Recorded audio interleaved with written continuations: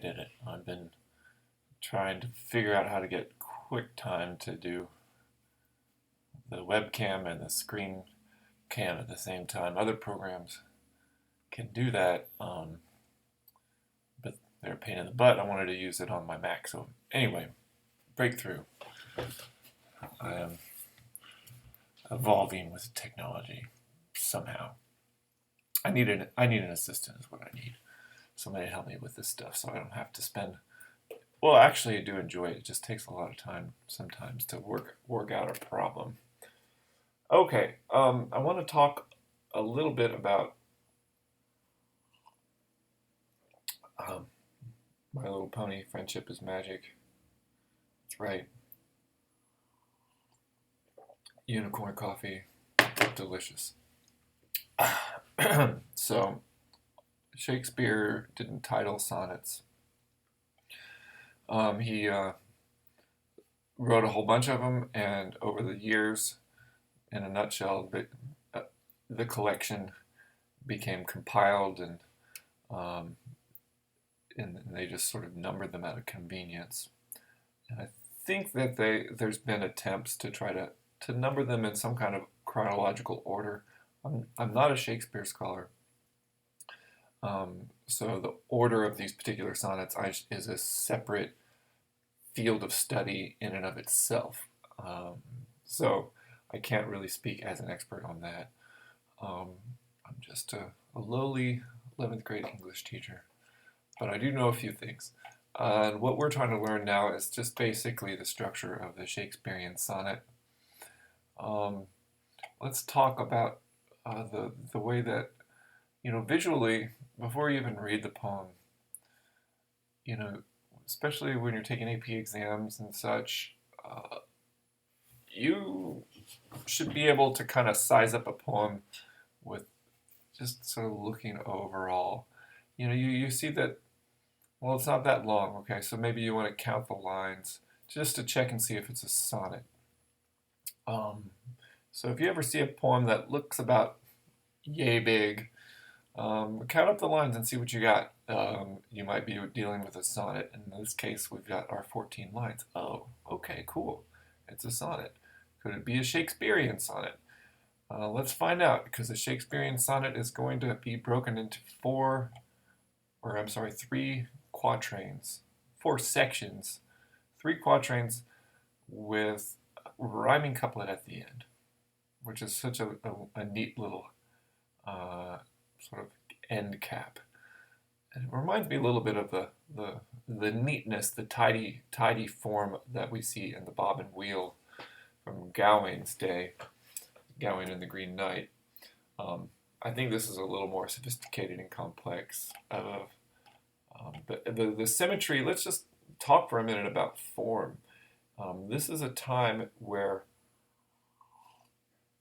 there was a lot of learning going on, a lot of rediscovery of the classics. There was, we're talking about the Renaissance here, and in the Renaissance and in this rediscovering of the great things accomplished by artists from the classical era, thinking about Greek and Roman. When you think Greek architecture, probably the first thing that comes to mind are columns and maybe the Parthenon and this wonderful symmetry and order. And behind all of those dimensions is a very complicated, well, maybe it's not that complicated, but there is a very organizing principle of proportions. I want to say that Shakespeare's sonnets are an attempt to take a form that's elegant, beautiful, but working within that form to do as much as you possibly can within those limitations. So, a great quote that I heard from a teacher, is that constraints are the bedrock of creativity. And so the fact that Shakespeare was able to write on so many things in his sonnets that and that all of his sonnets follow the same form, and he wrote let's see, I'd have to count them all. I have to look at the records, but I mean, we're talking dozens and dozens of sonnets on all kinds of different things. A lot of them having to do with relationships. But this is the form that he stuck with. So there's a rhyme scheme going on in which you see the word tend, skips over the second line, rhymes with spend. So that's our first rhyme, our A to A. And then we have a desire, require, B to B, A, B, A, B. It's interlocking. Now, you see a similar interlocking pattern in the next quatrain with our, sour, you, adieu. That's a great rhyme. But you notice we wouldn't call this A and B, A and B. Why not? Because if this was A, our should rhyme with spend, which we have labeled A, but it doesn't. Even though it's the first line end rhyme of the quatrain, it's a different sound, so we would label this, for our purposes here, C. And then we have another C right here. I'm sorry, thinking D, writing C. And then you guessed it, every time we have a new rhyming pair, we want to label that a different letter. Okay, and this one we have an E,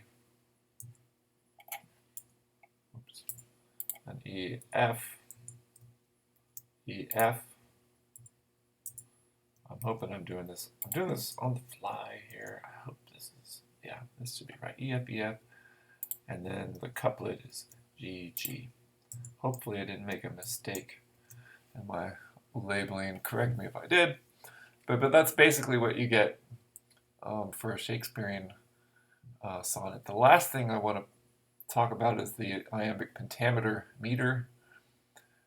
One way we can break up the meter and look at the rhythm of the poem is starting first by counting up the syllables. I'm going to take this line here. Upon, that's 2. So every 2, I'm going to do a little slash. The hours, 2 slash, and times, slash, of your, slash, desire. So we've broken the syllables of the line into pairs, starting from the beginning. And we get in, what we have are 10 syllables. Now, of these 10 syllables, Shakespeare has carefully organized them so you have a stressed syllable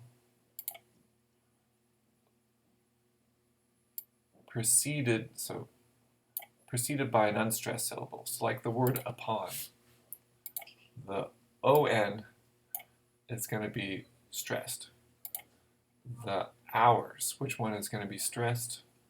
It's the same pattern as this first. This is called a foot. Okay, this is called an iamb, A and B, and we will talk about that in class.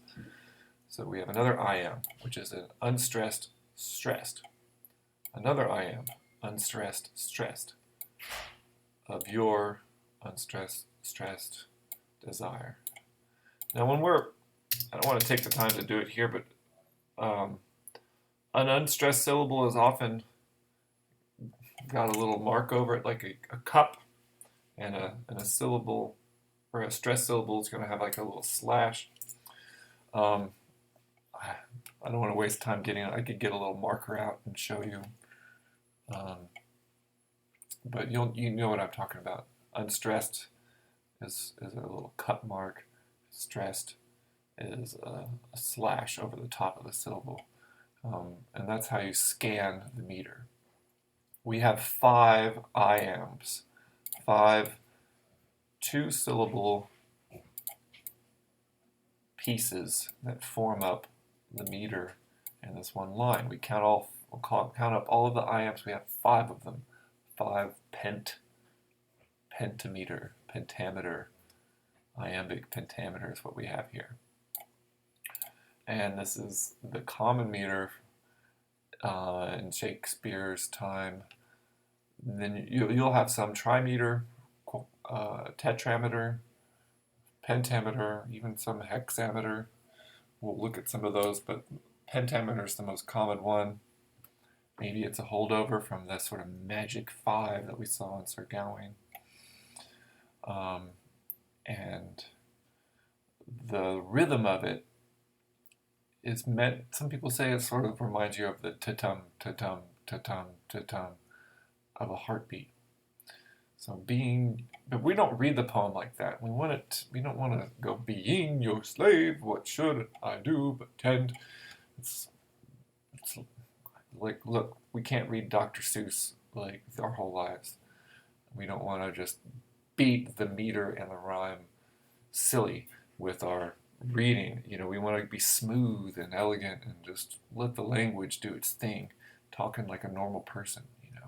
Being your slave, what should I do but tend upon the hours and times of your desire? I have no precious time at all to spend, nor services to do till you require. Nor dare I chide the world without an hour, whilst I, my sovereign, watch the clock for you. So I'm not going to read the whole thing in this video, but I want you to, here's the bell, I got to run to class to see you guys, but I want you to know that try it out on your own. Read these things just in a normal cadence. Don't try to infuse the rhythm and meter, the rhyme, because that's going to make it clippy or kind of stilted. Just read it smoothly. Let the words flow. See what happens. Because the pattern and the elegance of the construct will come out on its own, and it's a standalone sort of work of art. Let it shine on its own. I hope that makes sense. I hope you enjoyed, and I hope you now know how to determine what's a Shakespearean sonnet. And I'm going to try to end this video right now.